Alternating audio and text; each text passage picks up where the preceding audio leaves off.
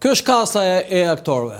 Tani Matt Damon, Tom Holland, Zendaya, Anne Hathaway që luan Penelopën, Matt Damon luan Odisen, Lupita Nyong'o që luan Elenën, do të pyes për atë, Charlize Theron që luan Calypson e të tjerë. Si ishte kasta e aktorëve?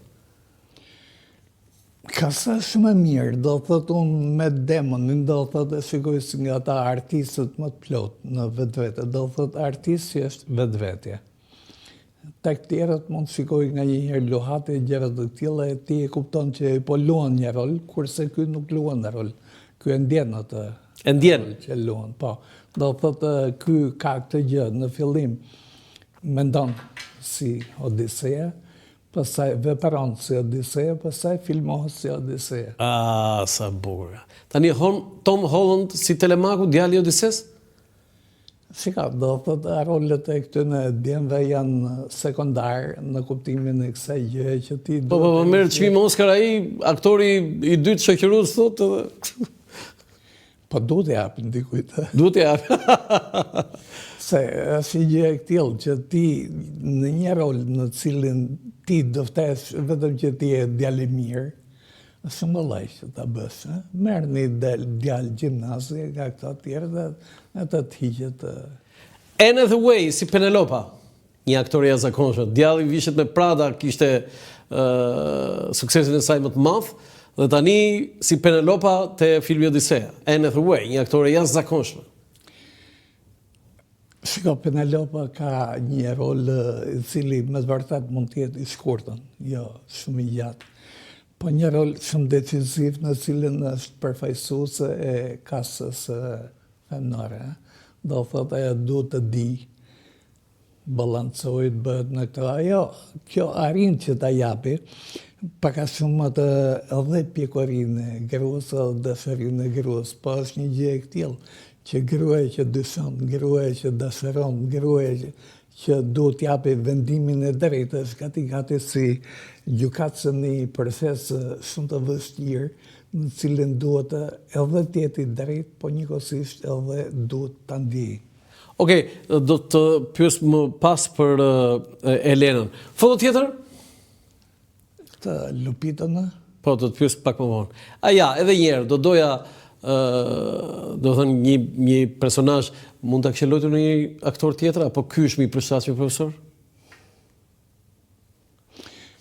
Faktikisht ky është një çik më luftëtar. Është më luftëtar. Po. Më luftëtar, po ke pasur si Brad Pitti që ka luajtur, si Eric Bana Hectorin, ai Akilin ky Hectorin, apo dhe Russell Crowe Gladiatorin? Shiko, Russell Crowe është pak më filozofike, do thotë njeri më i tërhequr, edhe në këto Odisea, cilat e tiparet e Odiseas, është shumë i zgjuar, shumë dinak, nuk njeh asnjë rregull. Nuk i rregull, ë? Ja. Po kështu më bëjmë përshtypje të nxirr ato krahët nga bryli e këtej dhe aty shumë të bardhë. Nga bryli e këtej mos ka është hija dhe dorezet që ka aty. Okej, foto tjetër? Do thotë ja këtu, po këtu kemi një Odise real? Po nuk mund të gjykohet nga kjo, do thotë është më tepër në them kjo që Odisea është njeriu edhe i zgjuar, edhe i mbarhet, edhe di që ti përgjigjet situatave, edhe dinaku. Dinak? Nuk është dinak. Ai e futi kalin? Ai e futi kalin. Një Gjerman kanë edhe gjë që o thënë që dinakaria o thënë zgjuarësi e budallajt, por në këtë rast nuk ngec kja. Studiuesi Irakli Koçollari thotë futja e kalit është fillimi i shërbimit sekret, historia e shërbimit sekret në botë. Pa, do të fusin shik atëherë. Po. Foto tjetër.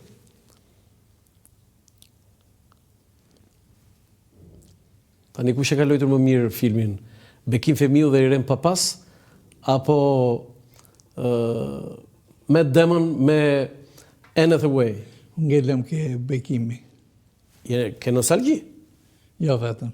E njoh nga që më duhet ta bëja këtë, ta thosha këtë pyetje kot profesor, po Odisea sa ngjan Bekim Femiu, Odises nuk i ngjan Matt Damon. Shko, me bekimin nuk kam pirë kafe në... E ke takuar, ke njohur? Po. Ua!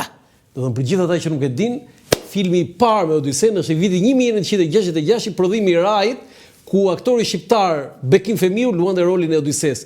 Ishte një film i jashtëzakonshëm që shqiptarët e shikonin me ëndje, po pak e dinin që ai Bekim Femiu kur jepeshin titrat e fundit ishte aktori i madh shqiptar nga Kosova që jetoi në Beograd.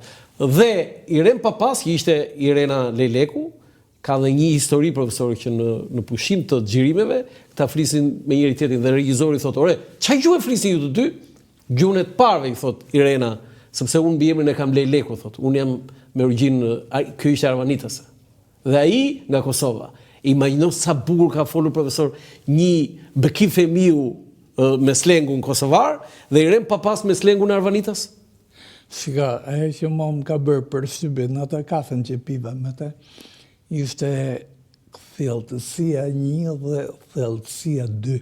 Nuk ishte njeri që fliste fjalë, që bosteshe, që qeshte, dhe ajo që kishte peng, ishte që nuk ka luajtur rolin në Skënderbeut.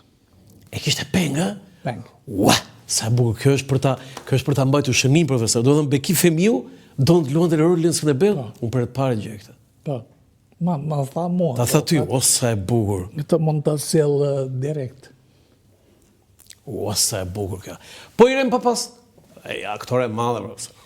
Shiko, Landi, është një gjë e tillë që kjo, Iren Papasi dhe Bekimi të marrin të çojnë në një kohë tjetër. Unë në atë kohë kam nostalgjinë time, do të thotë njeriu nga një herë i duket koha më e bukur koha kur ka qenë i ri, po nuk është vetëm aq. Unë pas një